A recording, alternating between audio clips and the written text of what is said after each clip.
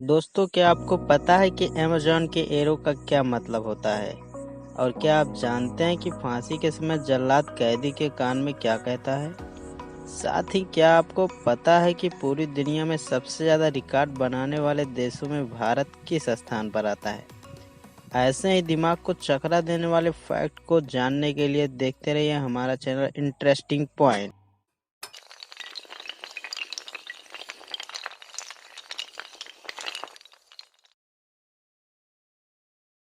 Fact number 1। Facebook का इस्तेमाल तो लगभग हर इंसान करता है, लेकिन क्या आपको पता है कि एक बार फेसबुक ने आर्टिफिशियल इंटेलिजेंस रिबोट को तैयार किया था? इन दो रिबोटों का नाम एलिस और पॉप था, लेकिन कुछ ही समय में फेसबुक को इन दो रिबोट को बंद करना पड़ा।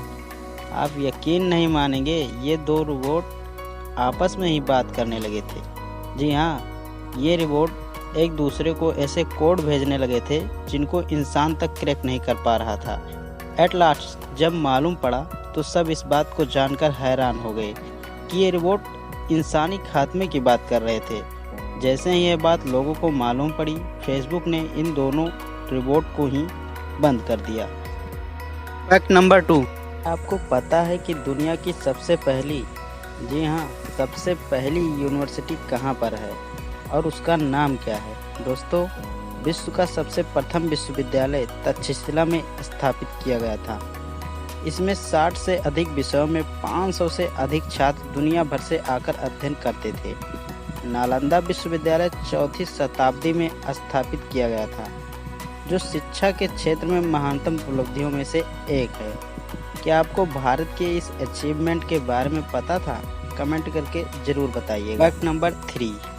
इंडियन करेंसी को रुपया कहा जाता है। ये बात तो हर कोई जानता है, लेकिन क्या आप जानते हैं कि इंडियन करेंसी को रुपया का नाम आखिर दिया किसने? नहीं पता? Don't worry. इंडियन करेंसी को सबसे पहली बार रुपये का नाम शेरशाह सूरी के द्वारा दिया गया था। क्या आप जानते थे? कमेंट करके जरूर बताइएगा। Fact number 4।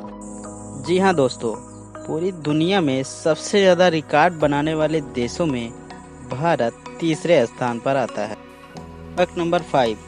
दोस्तों, आपने अक्सर टीवी पर या मूवीज़ में देखा होगा कि जब भी एक जल्लाद किसी मुजरिम को फांसी देता है तो उसके कान में कुछ न कुछ कहता है, लेकिन क्या आप जानते हैं कि वह उसके कान में क्या कहता है? दोस्तों, वो हिंदू कैदी के कान में राम राम और मुस्लिम कैदी के कान में सलाम कहता है, और इसके बाद वह कहता है कि वह अपनी फ़र्ज के आगे मजबूर है, इसलिए उसको एक कदम उठाना पड़ रहा है।